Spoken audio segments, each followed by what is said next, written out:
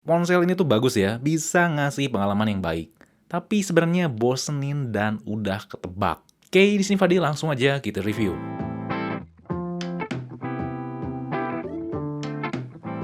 Di sini saya udah rangkum 7 poin yang bakal saya bahas. Ada yang bagus tapi ada juga yang ya gitu deh. Oke, langsung aja masuk ke poin 1 adalah Dead Pixel. Jadi saya baca beberapa ulasan di toko online dan baca beberapa tweet di forum. Ada beberapa yang ngeklaim bahwa Redmi Note 9 Pro-nya itu Dead Pixel. Sebenarnya bukan Dead Pixel sih ya. Yang lebih tepat tuh istilahnya adalah screen bleeding. Saya pernah bahas ini ya di review Realme 6 Pro. Layar IPS, pokoknya layar yang non-OLED, kalau punya tompel di layar, pasti ada screen bleeding. Dan ini tuh wajar ya, bukan cacat.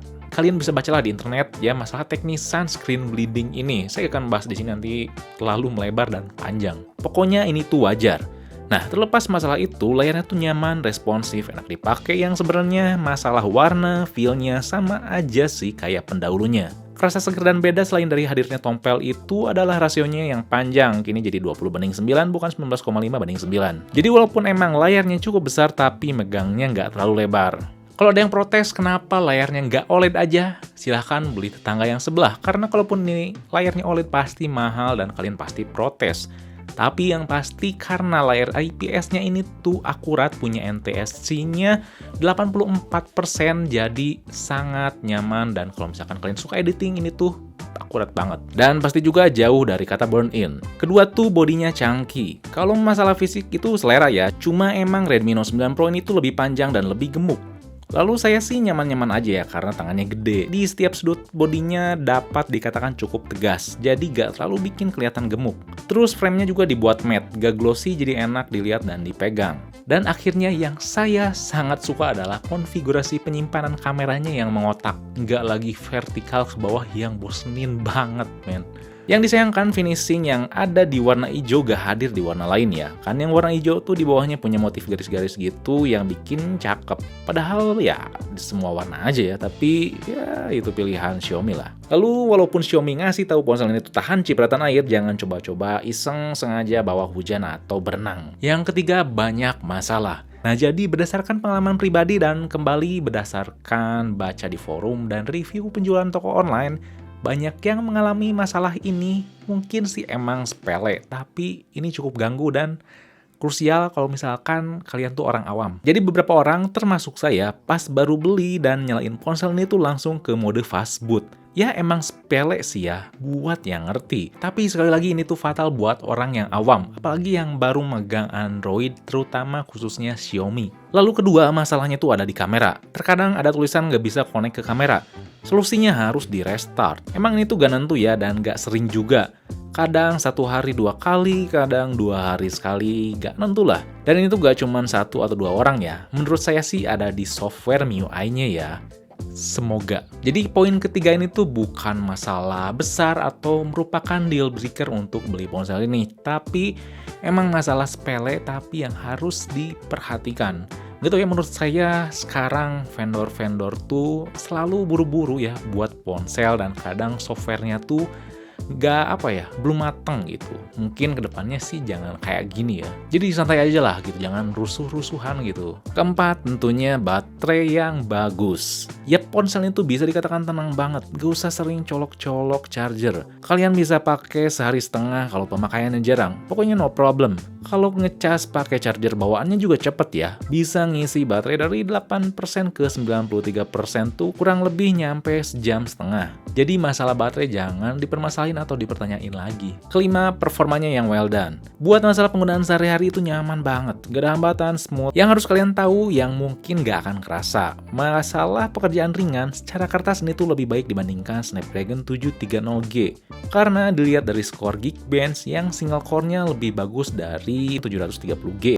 yang emang secara penggunaan gak akan kerasa, cuma manage daya dan performanya untuk kegiatan ringan ini tuh lebih baik dibandingkan Snapdragon 730G ya. Masalah ngegame tentunya masih di bawah 730G. Ngegame pakai Redmi Note 9 Pro ini bisa dikatakan nyaman, smooth oke, cuman ya kalau PUBG mentok di smooth ultra. Belum ada extreme smooth, tinggal nunggu update aja. Tapi walaupun begitu emang cukup stabil kok. Kalau Call of Duty udah ada pilihan very high dan smooth tanpa hambatan. Jadi di sini pokoknya Xiaomi dengan Snapdragon 720G ini walaupun memberikan performa yang cukup tinggi dan baik, tapi tetap mempertimbangkan kestabilan dan suhu juga si manage dayanya yang lebih baik dibandingkan pendahulunya.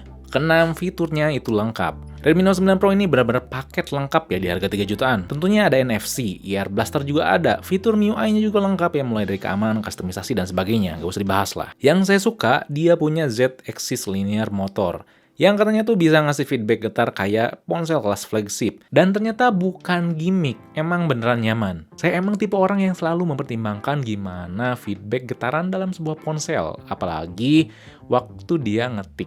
Ini tuh nyaman ya dibandingkan ponsel mid-end lainnya. Tapi kurangnya ini intensitas getarannya gak bisa diatur kayak Mi 10. Mungkin nanti ada ya update-nya, kita tunggu aja. Yang terakhir itu mengenai kamera yang mudah ketebak. Hasil kameranya tuh bagus ya, tapi ketebak banget. Maksudnya emang karena mirip sama Redmi Note 8 Pro, jadi ya udah ketebak kayak gitu, cuman beda di image processing-nya karena prosesornya beda.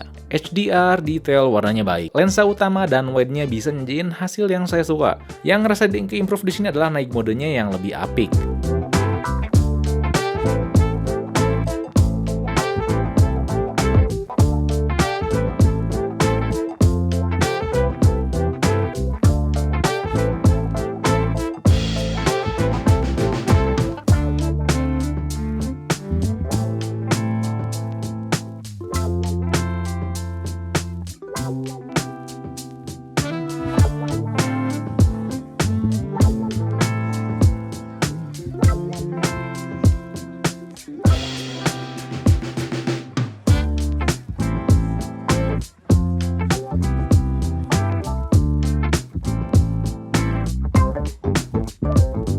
Lalu kamera depannya walaupun resolusinya diturunin dibandingkan pendahulunya, tapi tetap bisa nyajiin hasil yang cukup detail walaupun di backlight masih struggle.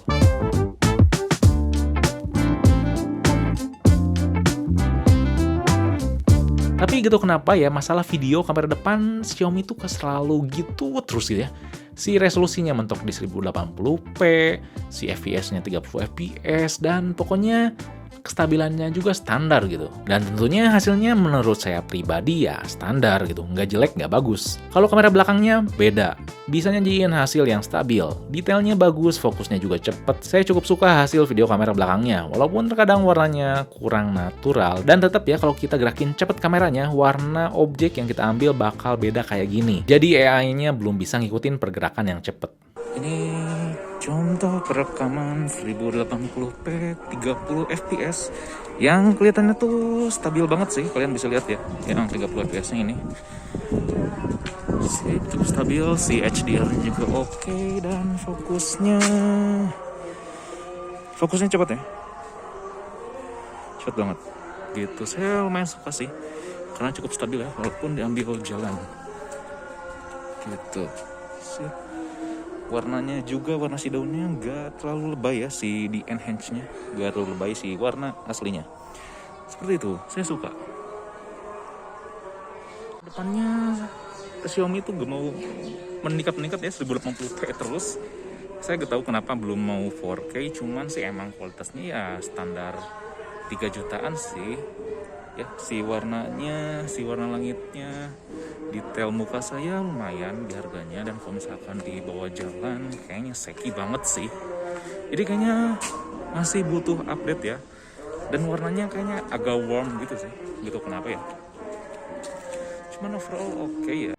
Jadi sebenarnya Redmi Note 9 Pro ini ngasih pilihan aman di range 3-4 jutaan. Paket lengkap, fitur lengkap, performa solid, dan baterainya juga gahar. Tapi tetap B aja. Dan udah ketebak sebenarnya bakal gimana hasilnya dari segala aspek. Soalnya menurut saya Redmi Note 9 Pro ini tuh udah berhasil ngasih apapun yang kita butuhkan dan kita suka. Tapi sebenarnya masih dibayang-bayangin sama Redmi Note 8 Pro yang udah ngasih hal serupa. Cuman bedanya ini tuh cuman di-improve dikit. Ya emang sih wajar karena Redmi Note 8 Pro ke Redmi Note 9 Pro itu waktunya nggak lama. Dan pasti nanti lebih ke improve pas Redmi Note 10 Pro. So nanti saya akan compare dengan Redmi Note 8 Pro apakah mending beli ponsel ini aja atau Redmi Note 8 Pro yang lebih mudah didapat dan udah lebih murah. Karena Redmi Note 8 Pro itu menurut saya sampai di 2020 sekarang atau beberapa bulan ke depan tuh masih sangat worth it untuk dibeli. Jadi jangan lupa buat subscribe dan nyalain lonceng notifikasi biar gak ketinggalan video review dan compare berikutnya, oke? Dan jangan lupa juga buat like, share, komen, dan di sini Fadil. Peace out.